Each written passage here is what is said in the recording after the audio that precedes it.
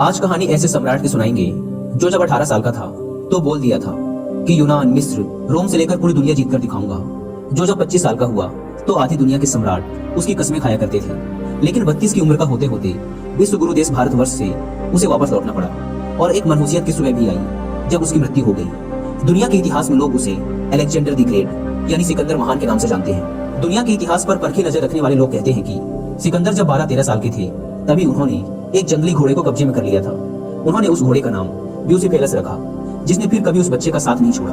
बचपन से वो ऐसी अद्वितीय शक्तियों से लबरेज थे कि लोगों को अंदाजा हो चुका था कि ये इतिहास में दर्ज होने के लिए नहीं बल्कि इतिहास को बदलने के लिए पैदा हुआ है। वक्त था 356 ईसा पूर्व। जगह थी उत्तरी यूनान से बल्कान के बीच का इलाका, जिसे मैसेडोनिया के नाम से जाना जाता था। इसी जगह सिकंदर का जन्म होता है, लेकिन उनका बचपन एक आम बच्चे की तरह नहीं था। सिकंदर के जन्म से पहले मैसेडोनिया कोई नामी जगह नहीं थी, ना ही वहाँ कोई रियासत था और ना ही कोई साम्राज्य हुआ करता था। हालांकि सिकंदर के पिता फिलिप द्वितीय ने उसे साम्राज्य बनाने की कोशिश जरूर की थी। फिलिप द्वितीय की कई पत्नियां थीं, जिसमें से सिकंदर की मां ओलंपियस उनकी चौथी पत्नी थी। लेकिन सिकंदर के रूप में उत्तराधिकारी देने की वजह से उनका मान बाकी सभी पत्नियों से ज्यादा था। कूटनीतिक संघर्षों की वजह से सिकंदर के पिता की हत्या कर दी गई और इसी के बाद अस्थि सिंहासनकार की लड़ाई भी शुरू हुई। इस लड़ाई में सभी विरोधियों को धो चटाने के बाद 20 वर्ष की आयु में सिकंदर ने महाराजा की गद्दी स्वीकार की और 12 वर्षों तक राज किया। उन्होंने अपनी सनक को पूरा करने के लिए अपने सैनिकों के साथ 12,000 मील की विजय यात्रा की, जिसे स्वर्णिम यात्रा भी कहा जाता है। तब फारस एक बड़ा साम्राज्य हुआ करता था, जहाँ के राजा डेरियस तृतीय को यह घमंड था कि उन्हें कोई भी पराजित नहीं कर सकता। लेकिन सिकंदर ने अपनी सेना के साथ मिलकर ग्रीस के सदियों पुराने दुश्मन फारस को मात्र 24 घंटे के अंदर ही धूल चटा दी थी। यही वो दौर था जब सिकंदर आगे चलकर सिकंदर महान बना। इसी युग को उनका स्वर्णिम युग भी कहा जाता है। इस दौर में क्या पूर्व, क्या पश्चिम, क्या यूनान और क्या मिस्र, सभी किसी मजाक से कम नजर नहीं आ रहे थे। आज के पाकिस्तान, अफगानिस्तान, ईरान, मिस्र और यूनान तक ने सिकंदर की गुलामी को स्वीकार कर लिया था। यही वजह है कि जब आज दुनिया के सबसे महान सैन्य कमांडरों की बात की जाती है तो उसमें सिकंदर महान का जिक्र जरूर किया जाता है।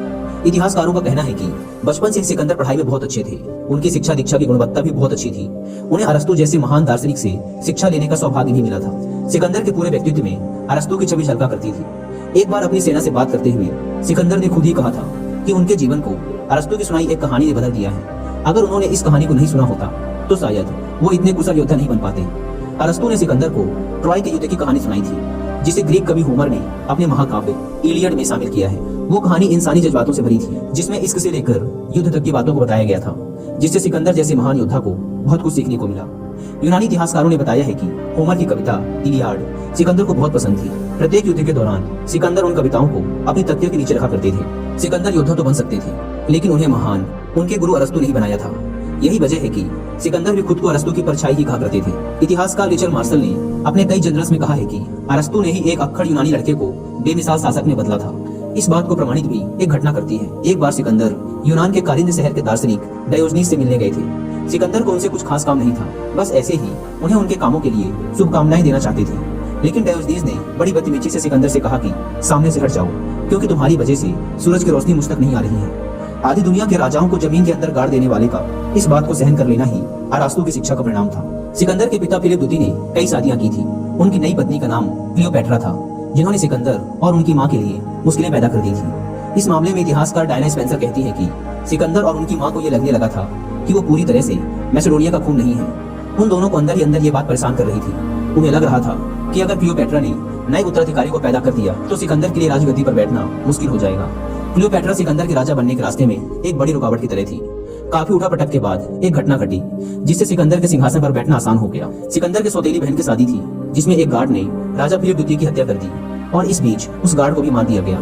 उस समय ये गुत्थी सुलझ नहीं पाई कि हत्या किसने करवाई थी। सीधा फायदा सिकंदर को हो रहा था। इसलिए कई इतिहासकारों का मानना है कि फिलिप द्वितीय की हत्या के पीछे सिकंदर और उनकी मां का हाथ हो सकता है। इसके बाद सिकंदर ने अपने सभी सौतेले भाई बहनों को मार दिया था, जो कि उनके सिंहासन के बीच में आने वाले थे। सिंहासन पर बैठने के बाद सिकंदर की नजर इतिहास के सुपर पावर भारत साम्राज्य पर गई।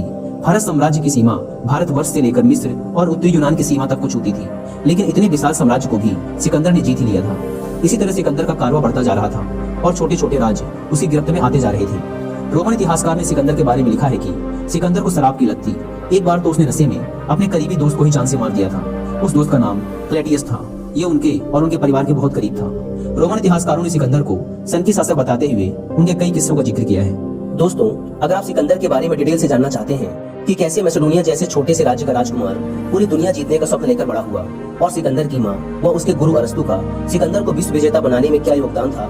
तो इसके ऊपर आप कुकू एफएम पर हिंदी में एक बहुत ही अच्छी ऑडियो बुक सुन सकते हैं जिसका नाम है हिस्ट्री ऑफ अलेक्जेंडर। इस ऑडियो बुक में टोटल 17 एपिसोड हैं जिसमें सिकंदर के जन्म से लेकर भारत से लौटते वक्त बेबीलोन में उसकी रहस्यमय मौत तक की पूरी कहानी डिटेल से बताई गई है। कुकू एफएम की बात करें तो यह इंडिया का लीडिंग ऑडियो बुक प्लेटफॉर्म है जहां पर आप अलग अलग फील्ड के हजारों बुक्स की ऑडियो बुक सुन सकते हैं, वो भी इंडिया की किसी भी लैंग्वेज में। नॉर्मली कुकू एफएम के पूरे 1 साल का सब्सक्रिप्शन पड़ता है 399 रुपीज का, लेकिन यदि आप डिस्क्रिप्शन एंड पिन कमेंट पर दिए गए लिंक से इस ऐप को डाउनलोड करके उसमें हमारा कूपन कोड WI50 यूज करते हैं तो आपको मिलेगा सीधे 50% का डिस्काउंट, यानी कि सिर्फ 199 रुपीज में आप पूरे 1 साल तक कुकू एफएम के हजारों ऑडियो बुक्स की लाइब्रेरी के एक्सेस पा सकते हैं। लेकिन ये 50% डिस्काउंट वाला ऑफर सिर्फ पहले 250 लोगों के लिए ही वैलिड है, इसलिए देर न करें। Link description and pin comment पर दी गई है। ऐप को डाउनलोड कर WI50 कूपन कोड का फायदा उठाएं। आइए अपनी कहानी पर वापस लौटते हैं। जब करीब करीब आधी दुनिया सिकंदर के सामने नतमस्तक हो चुकी थी, तब विश्व पटल पर एक ऐसा देश था जहां उसे कड़ी चुनौती मिलने वाली थी। ये देश कोई और नहीं बल्कि भारतवर्ष था और सिकंदर को यहाँ से लौटाने के लिए पोरस जैसे वीर सम्राट और आचार्य चाणक्य जैसे विद्वान मौजूद थे। लेकिन सवाल ये था कि आखिर सिकंदर भारत क्यों आना चाहता था। इसके जवाब में यूनानी इतिहासकार पॉल कार्टिलेज कहते हैं कि इसके पीछे कई वजहें थी। सिकंदर दुनिया को बताना चाहता था कि वो अपने पिता से बहुत आगे आ चुका है। उसके पिता भारत तक आना चाहते थे। सिकंदर बताना चाहता था कि उसके राज्य की सीमाएं वहां तक पहुंच चुकी हैं जहां तक उसके पिता फिलिप द्वितीय नहीं पहुंच सके थे। कई इतिहासकारों का मानना है कि सिकंदर को अपने ऊपर घमंड हो चुका था।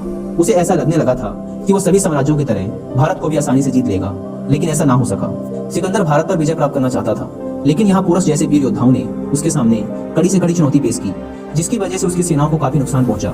स्थानीय लोगों के विरोध के साथ साथ सिकंदर को अपनी सेना के भीतर से भी विरोध का सामना करना पड़ रहा था। उसकी सेना थक चुकी थी, वो जवाब दे रही थी।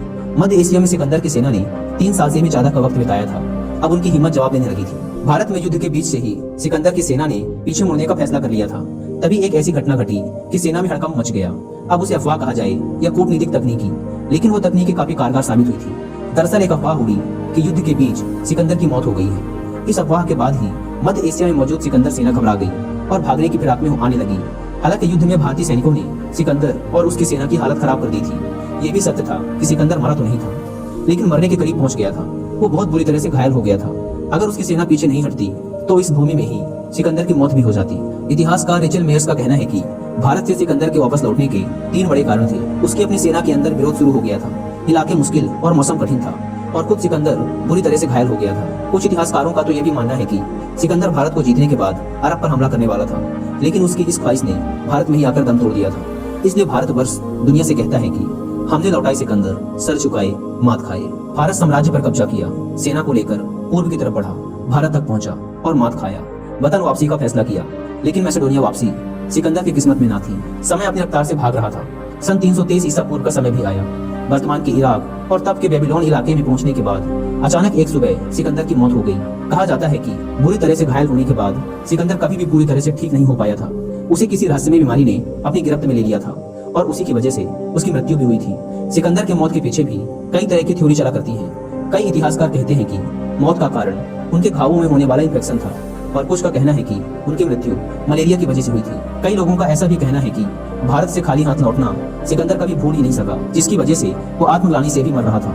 कुछ भी हुआ हो, लेकिन सिकंदर एक वीर योद्धा था और ऐसे योद्धा शताब्दियों में भी नहीं पैदा होते। शायद सिकंदर महान को भी एहसास हो गया होगा कि अब उसके पास ज्यादा समय नहीं है। भारत में मिले घाव उसके जहन और उसके शरीर को खत्म कर रहे थे। अपने अंतिम दिनों में सिकंदर ने अपनी सेना से कहा कि जब मेरी मौत हो जाए तो मेरी अंतिम यात्रा के समय मेरे दोनों हाथ खुले रखना, जिससे भविष्य में लोगों को पता चल सके कि विश्व विजेता सिकंदर भी खाली हाथ ही लौटा था। यानी लोगों को पता होना चाहिए कि साथ में बस अच्छे कर्म जाते हैं, बाकी कोई कुछ लेकर नहीं जा सकता। इस कहानी से सीख लेने के लिए हमें कुमार विश्वास की एक पंक्ति भी याद रखनी चाहिए कि मैं सिकंदर हूँ और एक दिन मुझे खाली हाथ ही जाना है। जिंदगी में अच्छे कर्म करिए, खुद के ऊपर भरोसा रखिए और लालच से दूर रहिए। किसी के भी साथ बस उसके कर्म जाते हैं, बाकी कुछ भी नहीं। इसलिए हमेशा दूसरों की मदद करते रहिए।